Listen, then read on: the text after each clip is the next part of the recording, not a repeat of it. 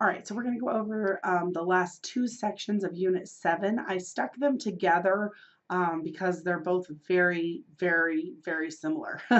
And there's not a lot of examples and things like that to do. So just know that there are two individual separate assignments to do in Knewton after you complete this video, but I'm just going to cover it all together in one video. All right.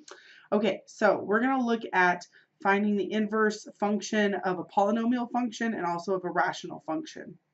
Now, they teach other things in this section, so you might see stuff like this, combinations of functions and things like that being used. Okay, you do not have to apply any of that to this section in order to be able to do these problems. So I just wanted you to be able to see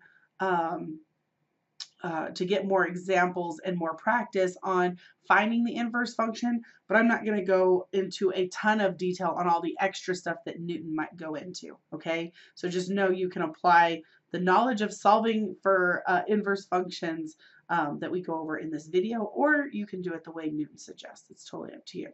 All right, so here we go. One thing that they do mention in Newton, and something that is just good to know. I'm not going to have you prove this or anything, but anytime you compose an inverse function with the original inverse, or a function and its inverse, meaning we take f composed of f inverse, or inverse f inverse composed of f, whenever you calculate this composition of functions, it will always simplify to be x.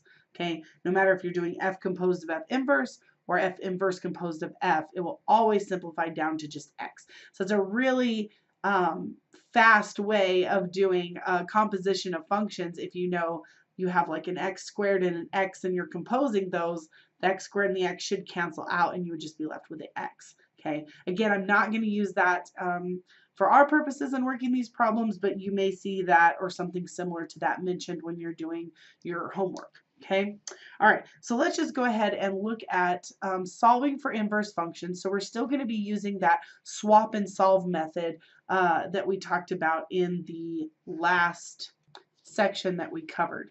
Okay, so first thing we're going to do is take it out of function notation. So we're going to write this as y is equal to 1 over 27x cubed.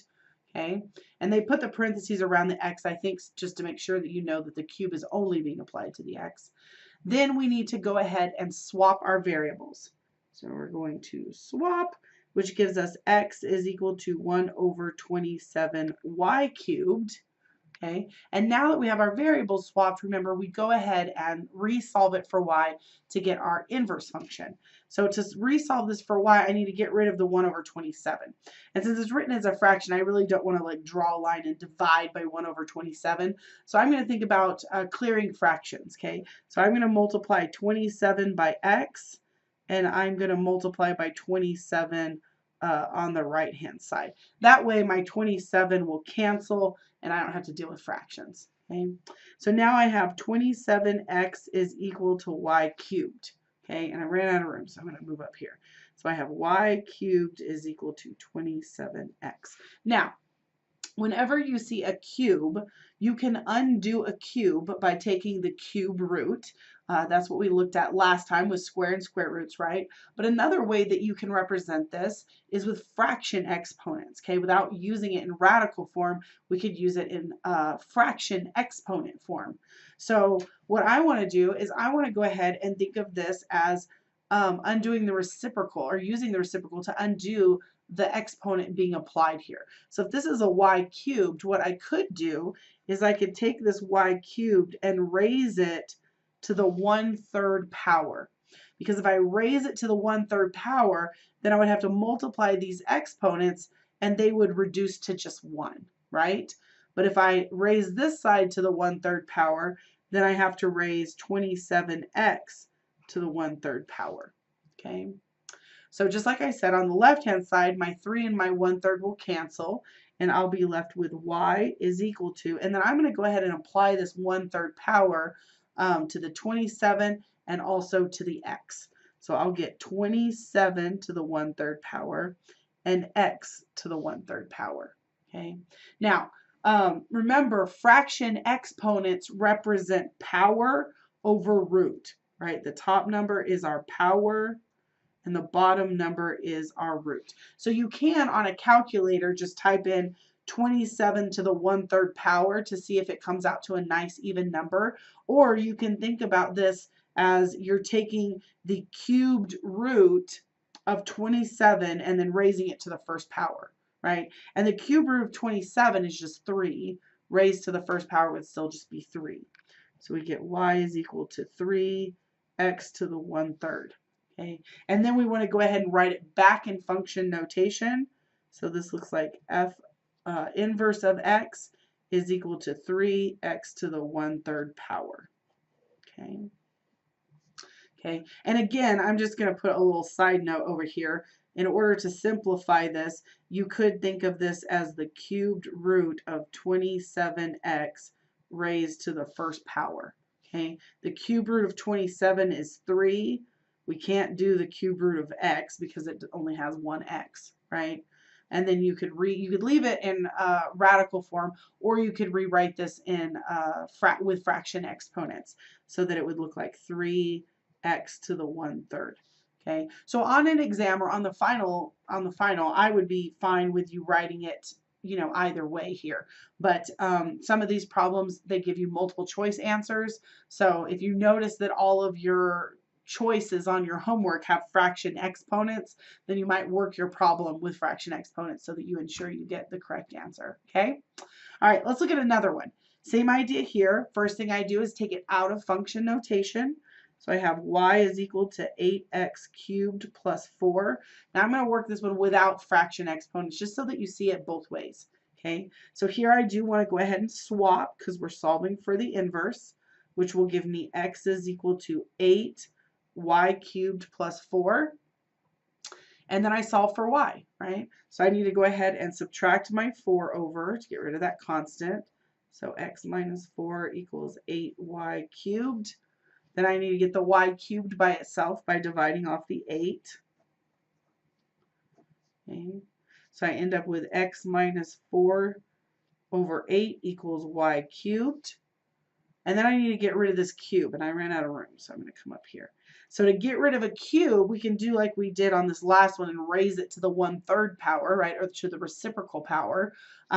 Or we can just use the root, the radical form of that root, okay? So I'm going to take the cube root of y cubed, but if I take the cube root on this side, I also have to take the cube root on the other side, right? So I'm going to take the cubed root of x minus 4 all over 8. All right, so on the left-hand side, my cube and my cube root cancel. So I have y is equal to the cube root. Now, when I see a fraction, if neither of these things are perfect cubes, then I would just leave my answer like this, right? But I happen to know that 8 is a perfect cube. So you can check on your calculator if you're not sure. But since I know this is a perfect cube, I'm going to go ahead and break it up into the cube root of the top over the cube root of the bottom. Okay, and then I can go ahead and simplify that bottom piece. So I get cube root of x minus 4 on top all over 2, which is the cube root of 8. Okay, and then we want to make sure that we write it back into function notation, which looks like f inverse of x is equal to the cube root of x minus 4 all over 2. Okay, so this is really the same process as what we learned in the last video. The only difference is, I'm showing you how you can solve it with fraction exponents, and then we're doing a little bit higher powers. We're doing cubes, fifths, things like that, rather than just squares. Okay, so let me look at one more example. I just want to refresh you on rational functions. I know it's probably somewhat fresh on your mind because it was on the last video, but this is one that I know a lot of students struggle with, and so that's why I want to do another example, and that's also why I assigned that inverses of rational functions topic on this homework. Okay, so let's go ahead and take it out of function notation. So we have y is equal to 8x minus 10 over negative 8x minus 1. Then we need to swap our variables because we're solving for the inverse.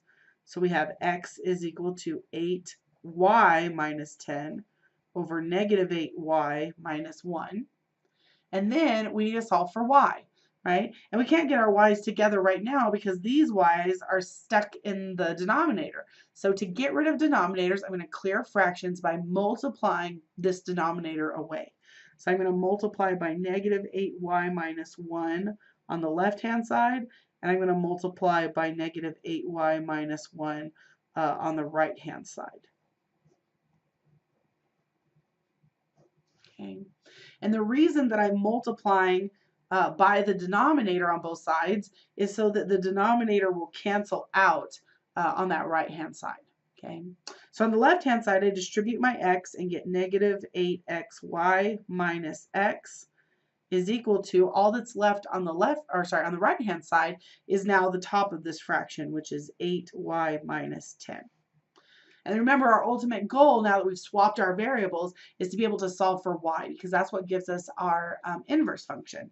So I need to get anything with a y on the same side. So I want to get these two guys on the same side. And then since this one doesn't have a y, I'm going to move him to the other side. Okay, so I'm going to subtract 8y to get all my y's on this side, right? So that this is the y side. But since this term doesn't have a y, I'm going to go ahead and move him to the other side. Okay, so now I have negative 8xy minus 8y is equal to x minus 10. Or you can write this as negative 10 plus x. Okay, either way, same thing. All right, so let me come up here because I ran out of room. Negative 8xy minus 8y equals x minus 10. And now I have all my y's on the same side, so I can go ahead and solve for y. But because I can't combine these, the only way to get y by itself is to factor it out like a greatest common factor. So I'm going to go ahead and take out the y, which is negative 8x is what I'm left with on the first term, and negative 8 on the second term. And now I can get y by itself because this is just a multiplication. To undo multiplication, I divide. So I just divide off this big quantity that I don't need, negative 8x minus 8. So I end up with y is equal to x minus 10 all over negative 8x minus 8. And remember, we can only reduce if we can take something out of both terms, right? So notice on top, these terms don't have anything in common. So since they don't have anything in common that I can factor out, there's nothing I can reduce with the bottom. So I'm going to leave it like this, but then go ahead and put it back into function notation. So this means that f inverse is x minus 10 over negative 8x minus 8. Okay. Okay, so one thing that I do want to mention is you can actually work this problem several different ways, right? When you get down to this step, whenever you're solving for your y's, notice I pretty much always move my y's over to the left-hand side and then my non-y terms over to the right-hand side. But depending on the problem you're given, you might decide you want to move all your y's to the right and all your non-y's to the left. It doesn't matter which side you move it to, but it could affect how your answer looks just a little bit. So I just want to refresh you on something really quickly. If you have, I'll just write it up here as a note, okay? If you have a fraction, let's say something like this, a over negative b, okay? It's mathematically undesirable to have a negative in our denominator. So what we usually do is if we end up with a negative in our denominator is we'll just kind of pull it out front and write this as negative a over b, right? Or we could actually just then apply that negative to the top. So it could be negative a over b, okay? So I say that because we don't like getting negatives in our denominator, usually when we get a negative, we'll either write it out front or we'll take it from the bottom and apply it to the top, okay? So notice, I'm not sure if Knewton does this, but I know some of them are multiple choice answers. So if you work yours out and you don't see your answer as an option, this is something to check for, okay? So I noticed on this one, after I got done working it out, notice both of my terms on bottom are negative, right? And that's not always how we like to represent it mathematically, because if everything on the bottom is negative, technically we could take a negative out.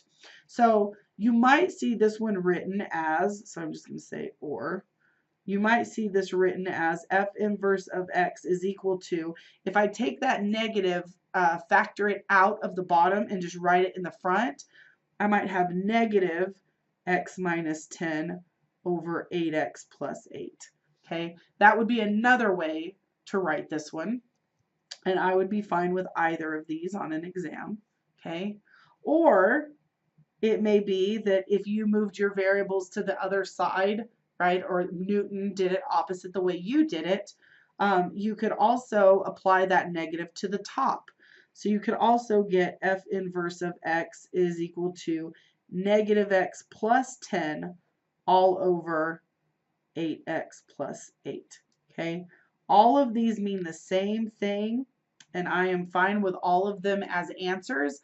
I just wanted to mention it. Okay, another quick way to think about it, instead of factoring out the negative and moving it around and things like that, is if you get the exact same thing that I did, but all of your signs are reversed, meaning instead of x minus 10, you got negative x plus 10, and on bottom, instead of negative 8 minus 8, you got positive 8 plus 8. If your answer is identical to mine other than all of your signs are flipped, then it is an equivalent answer. Okay, so I just wanted to note that, so that if you're working through these problems and you get to the end result and you don't see it on a multiple choice problem, try changing all of the signs of the answer that you have and see if that's an option. Okay. All right, so there are 3 practice problems for you to try. Anytime there are multiple choice problems, I always suggest you just start with the function and solve the inverse. And once you have your answer, then look at all the options. Okay, don't try to guess the answer by looking at the options, because that's when we get into trouble. Okay, so 3 for y'all to try. Go ahead and pause the video and work those out. And then when you're ready to check yourself, or if you get stuck, go ahead and play it and we'll go over it. Okay, so on this first practice problem, we're going to replace our f of x with y and then swap our variables. To solve for this one, we're going to move our 7 to the other side and then divide off our 3. Now, once we get to this step, if this happens to be a multiple choice problem, be sure you look at your choices and see if your answers are written with radicals or with fraction exponents. I notice here all of my choices have radicals, so I'm going to go ahead and use the cube root to get this y by itself. So when I take the cube root of both sides, that will leave me with just the y, which is what I'm solving for. Right on the other side, I have x plus 7 over 3. Notice you're taking the cube root of all of that. So the cube root is around this whole entire thing. Okay. And the cube root of 3 is not a perfect cube. So I'm not going to break it up. I'm just going to leave it like this with the whole thing under the cube root. Okay. And you can see that actually our second option here is the answer we got. So that should be our solution to practice number 1. Okay. All right. Let's look at the second one. The second one, notice all of our options are written with fraction exponents. So if you notice that you have fraction exponents as your multiple choice answers, be sure when you get ready to undo whatever your function's doing, that you undo it with fraction exponents. Okay, so we're going to take our f of x and replace it with y, and then swap our variables. So we have x is equal to 64y cubed. To get that y by itself, we divide off the 64. So we have x over 64 is equal to y cubed. And then I'm going to use, instead of doing the cube root, I'm going to raise it to the reciprocal power. So I'm going to raise it to the 1/3 power. So I get x over 64 to the 1/3 power, and that's going to be equal to y.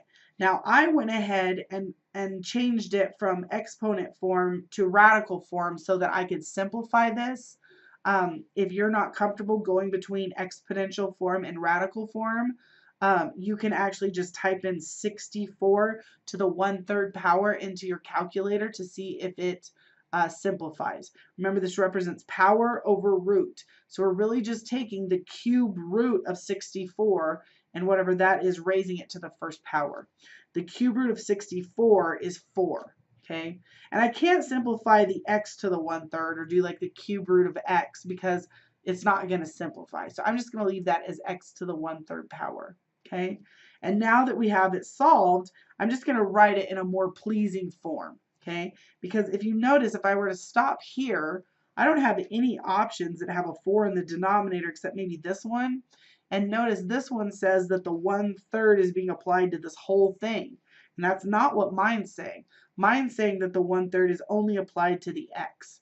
Okay, so I'm going to see if I can rewrite this so that it looks like one of these. I do have a 4 on the bottom, and when I divide by 4, that's the same thing as multiplying by 1/4. So I'm just going to rewrite this problem. Instead of saying x cubed divided by 4, I'm just going to write it, not x cubed, x to the 1/3.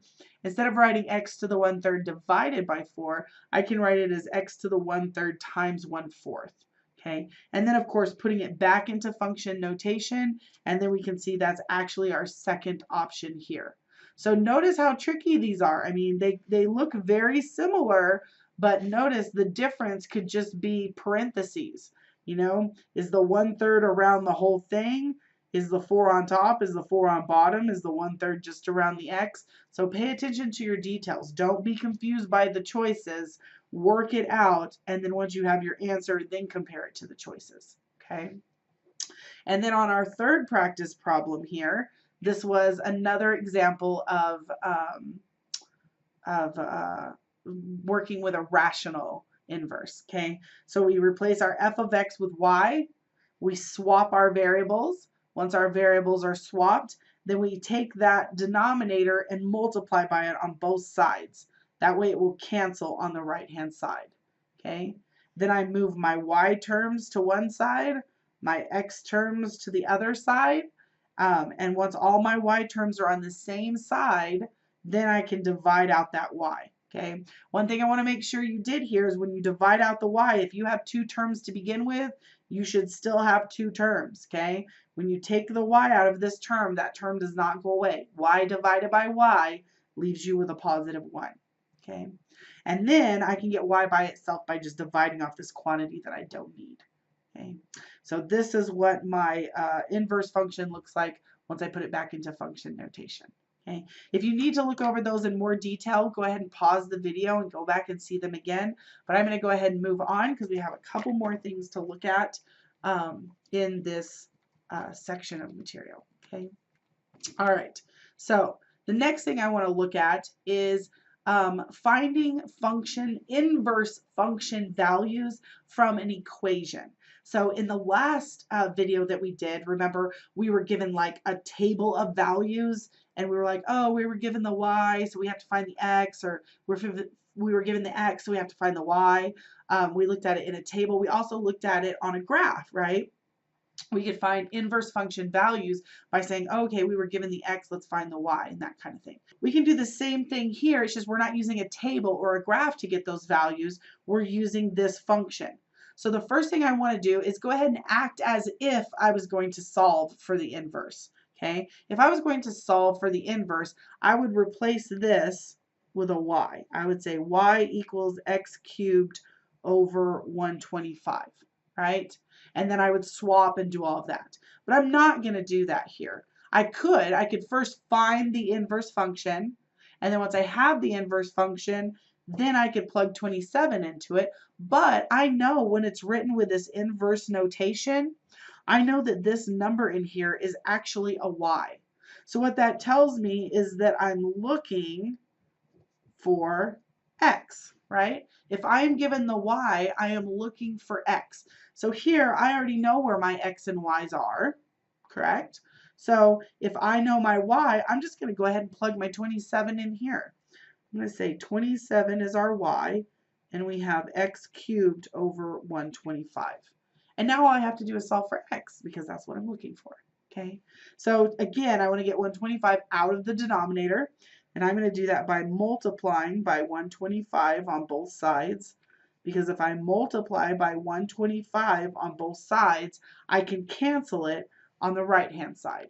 Okay, so I'm going to go ahead and multiply 125 times 27, gives me 3,375, and that's going to be equal to x cubed.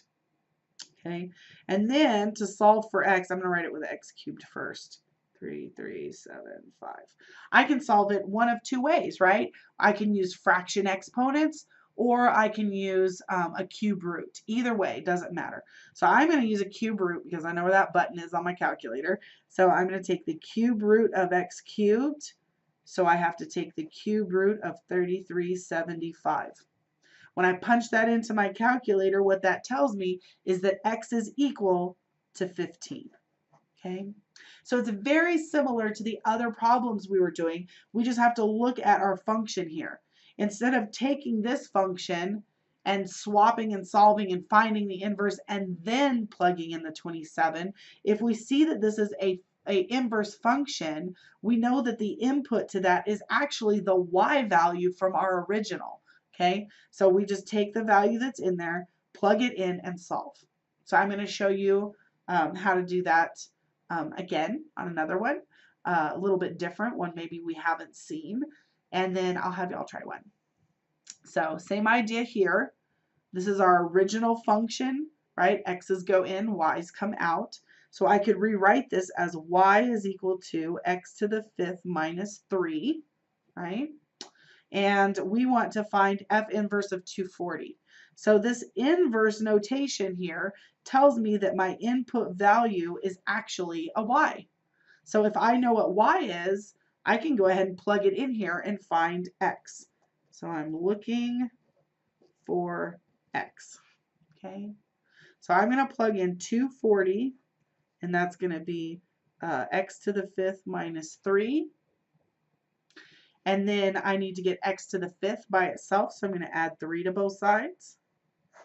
So I have 243 is equal to x to the 5th. And then again, I can use whichever method I want. I can raise this to the reciprocal power, or I can solve it using a radical. So I want to show you both. Okay, so there's two options from here. I can take the 5th root of both sides. The 5th root of 243 equals the 5th root of x to the 5th. My x to the 5th cancels, and I have the 5th root of 243 equals x. If you know how to do a 5th root on your calculator and you punch this in, it's going to give you 3, which tells us that x equals 3.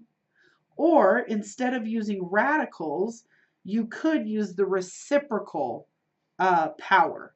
So we could say when we have x to the 5th equals 243, we could raise x to the 5th to the 1/5 power, and then raise 243 to the 1/5 power. Okay, and it really doesn't matter which way you do it, you're going to get the correct answer. The only reason I show you both ways is I know everyone's calculator has an exponent button. Okay, I don't know that everyone's calculator has a radical where you can change the index of the root. I know most calculators have a square root, but some may not have a cube root or a 5th root or a button that allows you to put in a different root. Okay, so if you have a very basic calculator that doesn't allow you to do that, then I would suggest using fraction exponents, because then you can just use your exponent button to calculate this. Okay, so this will give us x is equal to, again, if we do 243 to the 1/5 power, we'll get 3. Okay. All right, so on the next page, there is one practice problem for y'all to try. Same idea. They're giving you an inverse function value to solve for, and they're giving you the original f of x function. So take just a couple of minutes to do that, and then you can unpause the video when you're ready to check yourself. All right, so whenever we go over this problem, we do it the same way I just did the last two examples. We take out the f of x and write it with a y. And we can see here that because we're asking for the inverse function value, the value that is given is the y, which means we're looking for x. So we just put 41 in for y, and then we solve for x. So we subtract our 1, and then we divide off our 5, and we get x cubed equals 8, which some of you may know in your head is 2. But if not, there's two different ways you can solve. You can solve by just taking the cubed root of 8 to get x by itself, or you can solve by raising it to the reciprocal power. Okay, either way you end up with 2, and that is the end of this section. Yay! So you should now be able to complete both of the last 2 assignments in Unit 7, inverses of polynomial functions and inverses of radical and rational functions. Okay, if you have any questions on those, please let me know. Be sure to get them completed because this is the end of the section. You probably have your Unit 7 test coming up here pretty quick, and you want to make sure you don't procrastinate on your assignments. So